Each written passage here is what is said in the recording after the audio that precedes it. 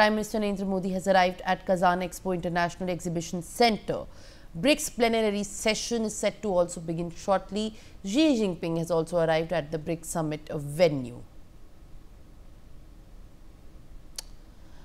Now viewers, BRICS summit is the largest meeting of its kind in Russia since the country has deployed its troops to Ukraine. It comes as Russian President Vladimir Putin aims to demonstrate that Western efforts to isolate Moscow during the 2.5-year offensive have failed.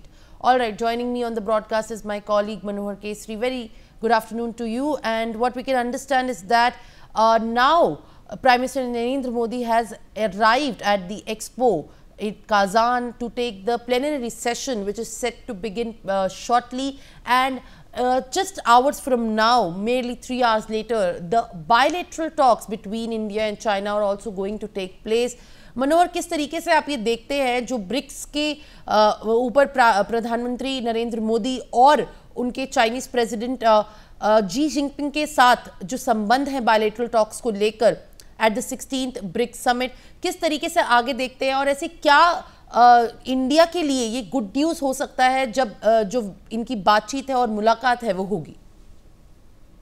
देखिए, बिल्कुल आज BRICS सम्मेलन का दूसरा दिन है और प्रधानमंत्री जो है एक्सपो सेंटर में पहुंच चुके हैं। और सबसे बड़ी बात यह है कि आज पूरी दुनिया की निगाहें टिकी हुई है, क्योंकि कल हमने देखा किस तरह से प्रधानमंत्री नरेंद्र मोदी ने व्लादिमीर पुतिन के सामने और पूरा जो ब्रिक्स के राष्ट्राध्यक्ष हैं उनके सामने उन्होंने बात रखी और भारत का कद काफी ऊंचा हुआ है। भारत ने कहा कि रूस और यूक्रेन की अगर बात हो तो हम संबंध और मजबूत करें, लेकिन सबसे बड़ा सवाल है अपने देश को लेकर के।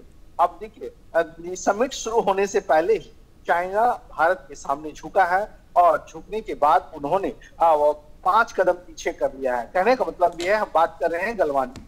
अब गलवान में 2020 के बाद जो हालात थे उस हालात पे भारत ने चीन को झुकाया है और चीन से कहा है कि आप डिसएंगेजमेंट करें और दोनों राजी हो गया है। चीन के विदेश मंत्रालय की ओर से भी कल ये बयान सामने आया। अब बात हुई आज की। आज जब 4:30 भारत के समय के अनुसार से चीन के राष्ट्रपति शी जिनपिंग और भारत के प्रधानमंत्री नरेंद्र मोदी जब द्विपक्षीय वार्ता पर एक टेबल पर बैठेंगे तो कई अहम मुद्दों पर चर्चा होगी। सबसे बड़ी बात है, जिस तरह से भारत के सीमा के साथ साथ चाहे हम LAC की बात करें या अदर एरिया की बात करें, तो सबसे बड़ी बात है कि अरुणाचल प्रदेश को लेकर के भारत अपना पक्ष एक बार फिर रखेगा, क्योंकि दूसरे साइड अगर आप देखेंगे कि चीन जिस तरह से अपना डेवलपमेंट कर रहा है उसे लेकर के लगातार हमने देखा कि एक दो बार उस एरिया का तवांग एरिया की झड़प की वीडियो भी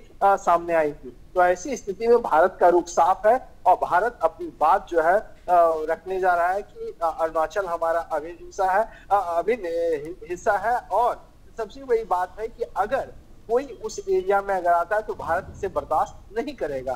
तो ये सारी चीजें हैं। दूसरा है ट्रेड की बात, कि व्यापार को कैसे हम और आगे बढ़ाएं, किस तरह से मजबूत करें, क्योंकि भारत जो है पहले हम देखते थे कि भारत आत्मनिर्भर कई चीजों में नहीं था, कई चीजें हम चीन से आयात करते थे। लेकिन कोरोना काल के बाद अब आप देखिए कि भारत जो है चाहे मेडिसिन सेक्टर में हो, चाहे हम इंफ्रा सेक्टर में देखें या कई इस तरह से हैवी इंडस्ट्री में देखें, भारत खुद जो है सो अपने पैरों पर खड़ा हुआ है, आत्म हुआ है। और अब हम इस हालात में पहुंचे हैं कि हम एक्सपोर्ट कर रहे हैं, चाहे हम मोबाइल सेक्टर की बात करें तो IT सेक्टर की बात करें। तो ऐसी स्थिति में ट्रेड को और किस तरह से मजबूत किया जाए इसको लेकर के भी चर्चा होगी। All right, Manohar, as we can see, these are the live visuals of the plenary session also beginning, and these are the live visuals of Prime Minister Narendra Modi and Chinese President Xi Jinping arriving for the plenary session to be held in Kazan this evening. In fact, now Manohar, जिस तरीके से आपने बात की trade की, आपने बात की कि किस तरीके से दोनों देशों के संबंध जो है वो और मजबूत होते दिख सकते हैं। ये 5 साल के बाद पहली मुलाकात होगी, फुल डेलीगेशन टॉक्स होंगी।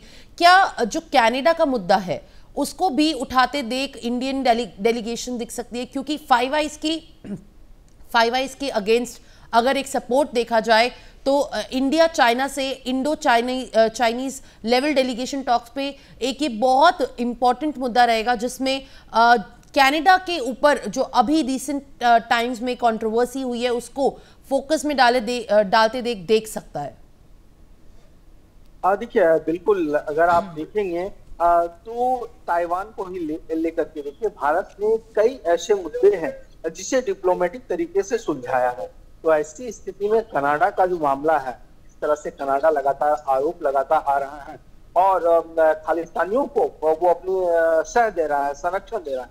तो ऐसी स्थिति में आतंकवाद के खिलाफ जो है सो भारत हर एक विश्व स्तरीय पटल पे या हर एक उस तरह के जो इंटरनेशनल समिट होते हैं वहां पर भारत आवाज उठाता है, चाहे यूएन की बात करें, सार्क की बात करें, आसियान की बात करें, हर जगह।